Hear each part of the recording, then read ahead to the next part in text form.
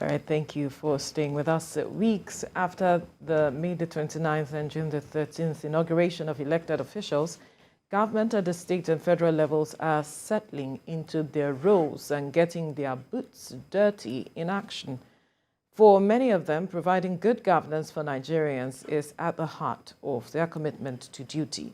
For a state like Benue, top on the agenda at this time is improving security, reducing unemployment, and infrastructural development, according to the state governor and speaker of the State House of Assembly. But these are not the only issues begging redress in the state. Another area of focus could be the level of collaboration between the various representatives at the National Assembly and the state government that ultimately ensures that the Benue people reap good fortunes for the next 4 years. Joining us via Zoom from Abuja is a member of the House of Representatives, Honorable Philip Agbese. Good morning. Thank you for joining us. Morning for having me this morning. Good morning. Right. Now, so much has been going on in Benue State. Recently, we hear that the Assembly suspended about 23 local government chairmen due to what is reported as being a misappropriation of funds. And then we also saw the former governor, being grilled by the EFCC. Talk to us about the developments that you are seeing coming out of Benue State, if it's a move in the right direction. Well, I want to thank you for the opportunity to be with you this morning. For us in Benue, we are set on the path of restoration to bring back joy and happiness to the people of Benue State. In 2023, in 2022, when our political party, the All Progressive Congress, we were given the mandate to lead our party into the election. We went out, we campaigned vigorously, we made a lot of promises to the people, and by the special grace of God, when we won the election, subsequently inaugurated in Abuja and in Benue on May 29, it was actually a call for duty. Our governor is doing fantastically well. He's doing exactly what Mr. President is doing in Abuja. I think at the moment across the country, we just have two people who have really demonstrated that they were prepared. They came, sought the mandate of the people, and are ready to make people happy. President Asiwaju Bola Ahmed Tinubu is doing that in Abuja and across the country. We've seen sweeping reforms in various sectors. Foreign partners are coming back to the country. Everyone is happy. That exactly is taking place in Benue. We have less of politics in Benue at the moment. I think about 99% of governance. And then the ongoing discussions about the local government chairman is also a very heady development in the polity. We've seen this situation in the past. We saw it recently in Plateau State, where the governor decided to sack the local government system. That is not the right constitutional path to follow anywhere because the 3 tiers of government must exist. What is slightly different in Benue, and I must give it to His Excellency, Reverend Father Hassan earlier for his democratic posture. The State House of Assembly was just inaugurated and they are working. So the recommendation for the suspension of the local government chairman is actually coming from the State House of Assembly. They've done some investigation. I've not been able to peruse the document, but even a dead man on the street of Benue is aware how bad things went in the hands of this local government chairman. And you can see looting, stealing of public funds everywhere. Local government chairmen acquiring houses in Abuja, just over the night. In the last 2 years, it was a very terrible situation. And I think Benue people are really concerned because of the underdevelopment and the local government system. And the State House of Assembly, they've taken this step, is a very good one. We must applaud them, we must support them, we must collaborate with them. It is a call to duty for every citizen of Benue State to support what the State House of Assembly is doing. And we at the National Assembly, we're available, we're partnering with the state. We've had meetings with the governor, and he's equally ready to collaborate with us to see. All right, Honorable Agbese, Yes. Yes, let's talk about insecurity.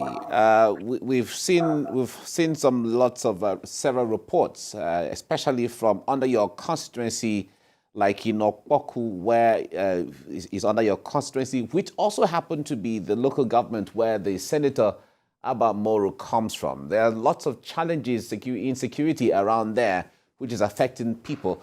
What are you doing to work in sync with either the state government that you have commended, as well as Senator Abba Moro, to draw government's attention to those issues there? Yes, government works together, both at the state level and at the federal level. As parliamentarians, we're equally going to work together. My style is slightly different from what has been in the past. I'm not in Abuja to shout about the situation. We are going to find lasting solutions to it. Just the removal of the service chief and replacement with other young persons. I've continued to make this point that there was nothing wrong with the service chiefs, even the ones before the ones that just left office. Uh, it is good periodically that we change officers, we bring in people with renewed energy and vigor, and then the question of loyalty and all of that. I believe that the kinetic aspect is something that should be left for the federal government to tackle. But we should also have political solutions to some of these problems. Engaging the communities uh, in the fight against insecurity, engaging faith-based organizations in the fight against insecurity. And most importantly, my approach is to engage the traditional institution because in time past, we know exactly when things got bad. We should also be able to help the federal government and the state government to ensure that things are properly done. I want to thank His Excellency Reverend Father Hassan Yume earlier. He's been doing work in this area. He has not allowed these challenges to overwhelm him. He's not screaming about it. He's putting measures in place, talking to stakeholders, engaging them, the aggressors and the aggressees. He's putting everyone together. He's trying to impress it on everybody that they should not lose focus in the system. Recently, he talked about the issue of engaging the youth of our state, as part of the workforce of the state. In doing this, I think some of the issues responsible for insecurity in the past are not far from injustice. When there's no transparency in governance, when there's lack of transparency, and people marginalizing others. These are the issues the government is trying to address at the state All right. level. Most stakeholders are also coming on board. So with all these, in the next 6 weeks, it's not going to be rocket science. But in the next 6 months, we should have considerable improvement as far as security is concerned in Benue State. Now, speaking about the youth, you put forward a motion seeking to declare as a national emergency the migration of young Nigerians to other countries, and that was rejected by the House of Representatives. What informed your decision for the government, or you were asking for a declaration of a state of emergency? Have we gotten to that level where we need to declare a state of emergency? I want to thank Nigerians and the world at large for the interest they have shown in that motion. The International Office for Migration, other countries, they've openly indicated the interest in further pushing for the wordings of that motion. The motion was not targeted at the young people. It wasn't targeted at the citizens of this great nation. The motion is to address the issues that lead to people migrating. And what are these issues? We just discussed insecurity in Benue State. The president has said his regime is going to help us, is going to help people, because people were actually leaving the country as a result of insecurity. They were living as a result of lack of employment. Where employment exists, the remuneration package, okay, for instance, our medical doctors, nurses, and other professionals who are leaving the country, By the time you leave Nigeria for medical tourism in the UK or in the US, who do you meet in America? You meet either Ibenga or Kunle or an Emeka treating you. So what that motion is going to address when it appears back on the floor of the House is to address the issues, not people migrating. It is to address those issues. For instance, if we put it together, put in place a national policy in Nigeria today, to say yes, every medical doctor registered by the Nigerian Medical Association should be entitled to a certain amount of money for his accommodation annually. It will help them.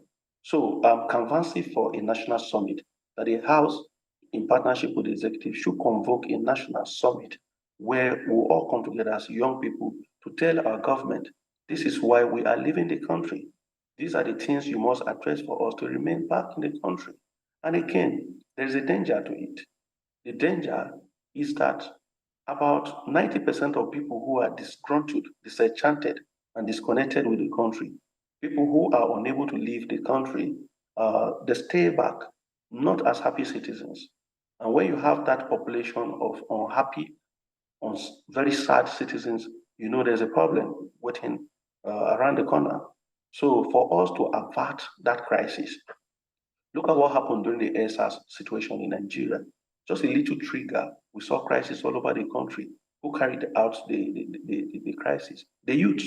So we need to ask those who have not even migrated, what are the issues? We must, as a government, be able to address these issues. They are not too much. If it is a question of lack of social amenities, we should also be able to provide.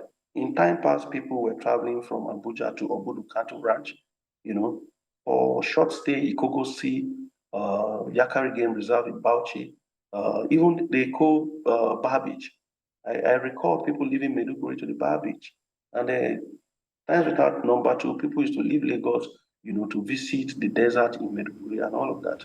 All right, Nobody can Honorable actually... Agbese, let me ask you this. Sorry, we're trying to manage time. So let me ask you this. On this bill that you have sponsored, do you think that you were either misunderstood because you were giving us the agenda, the reason why you came up with this now, just in a minute? Can you make us understand if you were misunderstood and now what next? Now he's been rejected. Yes, I don't want to put it clearly that I was misunderstood by my colleagues because we are working together as a house. It is on my part to do more work. I think there wasn't much of lobby before the motion came to the House because of how urgent it is on my mind and how it has been with me to present it in that very quick and eager form. What I am doing at the moment is to, just like I've mentioned here, to now talk to my colleagues, discuss this issue further with them. We have WhatsApp groups where some of these issues are being discussed, and I've seen their input, very positive input, and equally the way that Nigerians, both at home and abroad, have shown interest in that motion. I'm very sure, Mr. Speaker, Right Honorable Tajudeen Abbas, he's very vast, well exposed. Nigerians have equally been interacting with him to see to the need why that motion should resurface in the House again. So what I'm doing now is to engage more stakeholders, particularly the youth and the members of the 10th Assembly, to see reason why this motion should not just be supported when it comes back to the House again, but to see to the implementation of the recommendations of the motion. All right. We have to leave this conversation here now. We must thank you, Honorable Philip Agbese, member of the House of Representatives, for your time on the program. It is a pleasure. Thank you so much. Thank you.